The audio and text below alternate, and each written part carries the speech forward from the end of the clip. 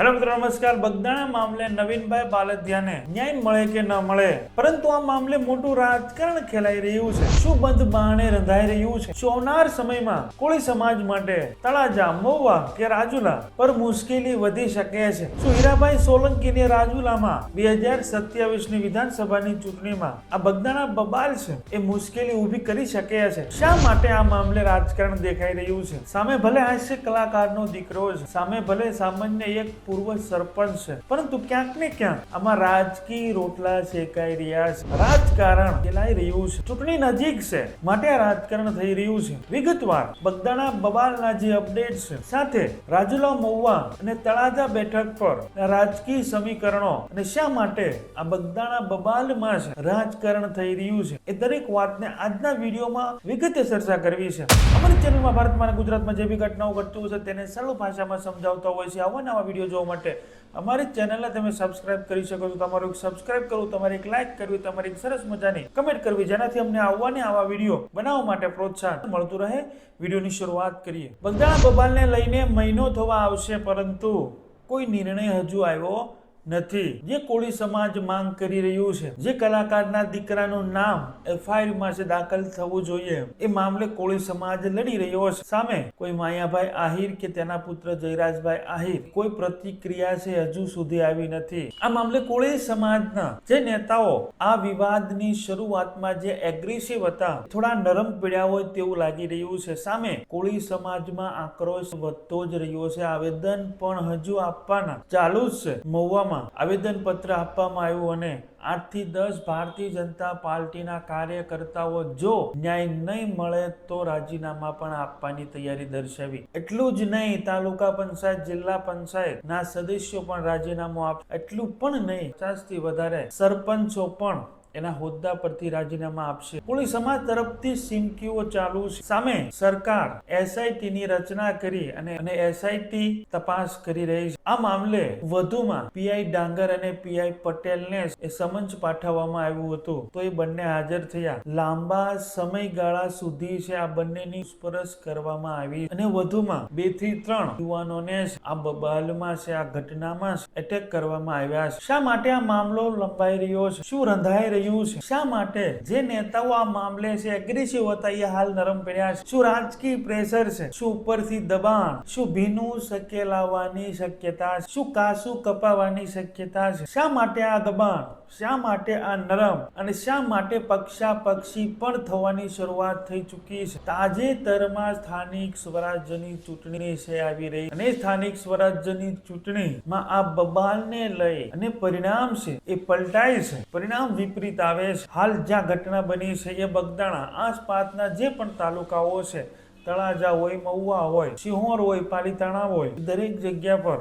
ભારતીય જનતા પાર્ટીનું સ્થાનિક સ્વરાજ્યમાં છે એ સત્તા છે। જિલ્લા પંચાયતના સદસ્યો પણ સૌથી વધારે ભાવનગર જિલ્લામાં ભાજપના છે। પરંતુ જો આ ઘટના વિકરાળ સ્વરૂપ ધારણ કરે, આ ઘટના નરમ ન પડે, તો તાજેતરની સ્થાનિક સ્વરાજ્યની ચૂંટણીમાં ભારતીય જનતા પાર્ટીને મોટો ફટકો પડે એવી શક્યતા છે। અને સ્થાનિક સ્વરાજ્યની ચૂંટણીમાં ભારતીય જનતા પાર્ટીને ફટકો પડે એનું કારણ એ સામે કોંગ્રેસ અથવા આમ આદમી પાર્ટી છે એ મોટી થશે। અને જો સ્થાનિક સ્વરાજ્યની ચૂંટણીમાં આમ આદમી પાર્ટી અને કોંગ્રેસ છે એ ભાવનગરમાં મજબૂત થાય, તો આવનાર 27ની વિધાનસભાની ચૂંટણીમાં પણ ભાવનગર વિધાનસભાના પરિણામો પણ પલટાઈ શકે છે। આ મામલો વધારે ઉગ્ર ન બને એ માટેના પ્રયત્નો છે ચાલુ થઈ ચૂક્યા છે, પરંતુ સામે કોળી સમાજનો આક્રોશ એ વધી રહ્યો છે। આત્મવિલોપન સુધી પણ વાત પહોંચી ગઈ છે, એના પણ પ્રયાસો થયા છે। શું એવું પણ થઈ શકે જે રીતે અમરેલીમાં ઘટના બની હતી, કૌશિકભાઈ વેકરિયા પર આક્ષેપ લગાવવામાં આવ્યા હતા, પરંતુ પરિણામ કંઈક ઉલટું થયું। કૌશિકભાઈ વેકરિયાને મંત્રીમંડળના વિસ્તરણ બાદ છે તેને મંત્રી બનાવી દેવામાં આવ્યા। તો શું આમાં એવું પણ થઈ શકે કે હીરાભાઈ સોલંકીની રાજુલા બેઠક પર 2027માં મુશ્કેલીમાં વધારો થઈ શકે અને સામે માયાભાઈ આહિરના દીકરા જયરાજભાઈ આહિરને તળાજા બેઠક પર લડાવવામાં પણ આવી શકે? આપણે અગાઉ વિડીયોમાં જોયું છે, જ્યારે એક ડાયરામાં જયરાજભાઈ આહિર, માયાભાઈ આહિર ઈશ્વરદાન ગઢવીના દીકરા બ્રિજરાજદાન ગઢવી સ્ટેજ પરથી સાહિત્ય પીરસી રહ્યા હતા એ સમયે એ માયાભાઈ અને જયરાજભાઈની હાજરીમાં એવું બોલ્યા હતા કે જયરાજભાઈ આહિરને સંગઠનમાં જ નથી રાખવાના, તળાજા બેઠક પર ધારાસભ્ય બનાવવાના. તો આ પ્રયત્નો ઘણા સમયથી ચાલી રહ્યા છે. અગાઉ પણ જયરાજભાઈ આહિરના જ્યારે લગ્ન હતા એ ફૂટેજ પણ તમે જોઈ શકો છો. પરસોત્તમભાઈ સોલંકીને માયાભાઈ આહિર દ્વારા આમંત્રણ પાઠવવામાં આવ્યું અને માયાભાઈ આહિરે છેક પરસોત્તમભાઈ જે ગાડીમાં ઉતરે છે ત્યાંથી લઈ અને ટેજ સુધી પરસોત્તમભાઈ સોલંકીનો હાથ પકડી ટેકો રાખી ગળે મળી અને એનું સ્વાગત કર્યું હતું. તો આ પ્રયત્નો ઘણા લાંબા સમયથી થઈ રહ્યા છે કે જયરાજભાઈ આહિરને તળાજા પર છે લડાવવામાં આવે. સામે મહુવા બેઠક પર કનુભાઈ કલસરિયા છે, આમ આદમી પાર્ટી હોય ક્યારે કોંગ્રેસ ખૂબ જ ટક્કર આપી રહ્યા છે. આરસી મકવાણા વખતે પણ કનુભાઈ કલસરિયા લડી રહ્યા હતા અને આ છેલ્લી ચૂંટણીમાં પીવાભાઈ ગોહિલ સામે પણ કનુભાઈ કલસરિયા લડી રહ્યા હતા. ખૂબ ટૂંકા માર્જિનથી કનુભાઈ કલસરિયા 2 ચૂંટણીઓ હારી રહ્યા છે. એવું જ રાજુલા બેઠક પર પણ હીરાભાઈ સોલંકી આ છેલ્લી ચૂંટણી જીત્યા 10,000 આસપાસના મતો અને સામે 2017ની રાજુલા બેઠક પર હીરાભાઈ સોલંકી અમરીશ ડેરની સામે હાર્યા હતા. એ સમયે અમરીશ ડેર કોંગ્રેસ પાર્ટીમાં હતા. 10 થી 12,000 મતે અમરીશ ડેર જીત્યા હતા. એ સમયે એવી પણ વાત હતી કે માયાભાઈ આહિરે અમરીશભાઈ ડેરમાં પ્રસાર કર્યો અને તેની મદદ કરી અને 2022માં અમરીશ ડેરની હાર બાદ છે માયાભાઈ આહિરના જ યોગદાનથી અમરીશભાઈ ડેરને ભારતીય જનતા પાર્ટીમાં લાવવામાં આવ્યા અને એ સમયે કનુભાઈ કલસરિયાને પણ ભારતીય જનતા પાર્ટીમાં લાવવાના પ્રયત્ન થયા હતા, પરંતુ કનુભાઈ કલસરિયા સાથેની બેઠકમાં એ શક્ય ન બન્યું. એટલે તળાજા બેઠક, મહુવા બેઠક અને રાજુલા બેઠક પર હાઈકમાન્ડથી અથવા ગાંધીનગરથી એવા પ્રયત્નો સતત થઈ રહ્યા છે કે આ ત્રણેય બેઠક પર મેજોરિટી કોળી સમાજની છે, પરંતુ ત્રીજા નંબરે છે આહિર સમાજના બહોળા મતો છે. આ છેલ્લી લોકસભાની ચૂંટણીમાં પણ એવા પ્રયત્નો થયા હતા. CR પાટીલ ખુદ હીરાભાઈ સોલંકી હોય, અમરીશભાઈ ડેર હોય, માયાભાઈ આહિર હોય, એ દરેકને મળી અને સમજાવી અને જે હીરાભાઈ અને અમરીશભાઈ ડેર વચ્ચેનો જે વિવાદ હતો, જે ચૂંટણીમાં ખૂબ જ ગરમાવો રહેતો હતો, એવી રાજુલા બેઠક પર હીરાભાઈ સોલંકી છે એ રાજીનામું આપે અને ત્યાં અમરીશભાઈ ડેરને પેટા ચૂંટણી લડાવવામાં આવે અને હીરાભાઈ સોલંકીને ભાવનગર લોકસભાની ચૂંટણીમાં ઉમેદવારી કરાવવામાં આવે. પરંતુ આ વાતમાં પણ અંતે પરસોત્તમભાઈ સોલંકી મનાઈ કરી.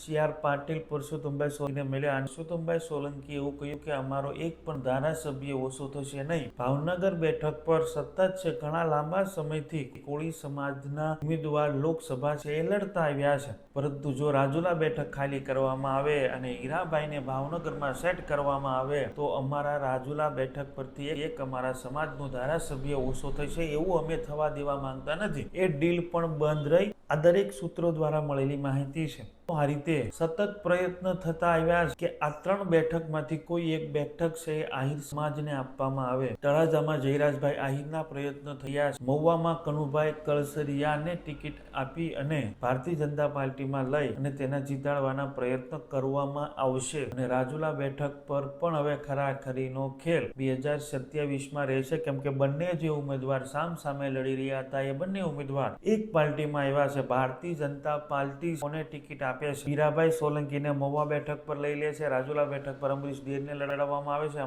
ભાજપમાં લેવામાં આવ્યા ત્યારે કોઈ તો ડીલ થઈ હશે, કોઈ તો વાયદો કરવામાં આવ્યો હોય છે. બગદાણા બબાલ તો નિમિત્ત બન્યું છે, પરંતુ આની પાછળ ખૂબ મોટું રાજકારણ છે. જે પ્રયત્ન જયરાજભાઈ આહિરને તળાજા બેઠક પર લડાવવાના થઈ રહ્યા હતા, આ બબાલના કારણે એ પ્રયત્ન પર પાણી ફરી ગયું છે. જે માયાભાઈ આહિર અને પરસોત્તમભાઈ સોલંકી સાથે ગાઢ સંબંધ હતા, જયરાજભાઈ આહિર અને દિવ્યેશભાઈ સોલંકી સાથે જે બંનેને ગાઢ સંબંધ હતા, એ કંઈક નરમ પડ્યા છે, જેના કારણે હવે તળાજા બેઠક જયરાજભાઈ આહિરને લડવા માટે મુશ્કેલી ઊભી કરી શકે છે. તો 2027નો સમય જ બતાવશે. પરંતુ આ રાજકીય સોગઠાઓ, આ રાજકીય કંઈક એવા પણ સમાચાર મળી રહ્યા હતા કે દાઠા બેઠક પર જયરાજભાઈ આહિરને જિલ્લા પંચાયત લડાવવાની પણ તૈયારી હતી. પરંતુ આ બબાલને લઈને હવે જોવાનું રહેશે કે જયરાજભાઈ આહિરને જિલ્લા પંચાયતની ફાળવવામાં આવે છે કે અને સામે કોળી સમાજ હજી આવેદનપત્ર આપી રહ્યું છે. મહુવામાં રાજકારણ ગરમાયું છે. 8 થી 10,000 ભારતીય જનતા પાર્ટીના કાર્યકર્તાઓ જો કોળી સમાજને ન્યાય નથી મળતો તો રાજીનામા આપવાની ચીમકી આપી છે. સામે તાલુકા પંચાયત જિલ્લા પંચાયતને સાથે ચાલુ સરપંચો પણ રાજીનામા આપશે એવી ચીમકી આપી છે. અને જે અપડેટની વાતચીત કરી પીઆઈ ડાંગર અને પીઆઈ પટેલની લાંબી પૂછપરછ કરવામાં આવી છે. 2 થી 3 યુવાનોની છે વધુ એટેક કે ધરપકડ કરવામાં આવી છે. જોવાનું રહેશે આ એસઆઈટી ક્યારે રિપોર્ટ સોંપે છે, ક્યારે તેની પુષ્ટિ કરે છે, ક્યારે પ્રેસ કોન્ફરન્સ કરે છે, તેની રાહે આ બંને સમાજો છે. જોવાનું રહેશે. જે રીતે અમરેલીમાં કે જે એ પહેલાં પણ ઘટનાઓ ઘટી છે તેમાં ઉલટું થયું છે.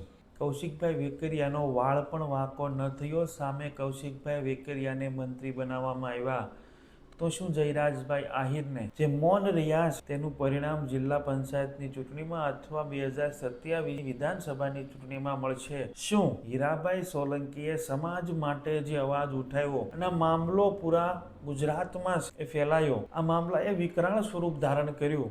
દરેક ધારાસભ્યોને એકજૂટ કર્યા, સાંસદોને એકજૂટ કર્યા, કેબિનેટ મિનિસ્ટર, કેન્દ્રીય મંત્રી, રાજ્ય કક્ષાના મંત્રીઓને એકજૂટ કર્યા અને જે ન્યાયની માંગણી કરી. શું તેના કારણે હીરાભાઈ સોલંકીને આવનાર દિવસોમાં નુકસાની થઈ શકે છે કે કેમ? આ મામલે તમારું શું કહેવું છે? તમારું શું માનવું છે? તમારા વિચારો જરૂર કમેન્ટ બોક્સમાં રજૂ કરજો. અમારી ચેનલમાં ભારતમાં અને ગુજરાતમાં જે બી ઘટનાઓ ઘટતી હોય છે તેને સરળ ભાષામાં સમજાવતા હોય છે. આવા વિડીયો જોવા માટે અમારી ચેનલને તમે સબસ્ક્રાઇબ કરી શકો છો. તમારો એક સબસ્ક્રાઇબ કરવું, તમારે એક લાઇક કરવી, તમારે એક સરસ મજાની કમેન્ટ કરવી, જેનાથી અમને આવા વિડીયો બનાવવા માટે પ્રોત્સાહન મળતું હોય છે. જો તમે આ વિડીયો યુટ્યુબ પર જોઈ રહ્યા છો તો અમારી યુટ્યુબ ચેનલને સબસ્ક્રાઇબ કરો. જો આ વિડીયો તમે ફેસબુક પર જોઈ રહ્યા છો તો અમારી ફેસબુક પેજને છે એ ફોલો કરો. આવી જ રીતે તમે અમને બિલકુલ ફ્રીમાં છે એ મદદ કરી શકો છો, અમને પ્રોત્સાહિત કરી શકો છો. Thank you. નેક્સ્ટ વિડીયોમાં મળીએ.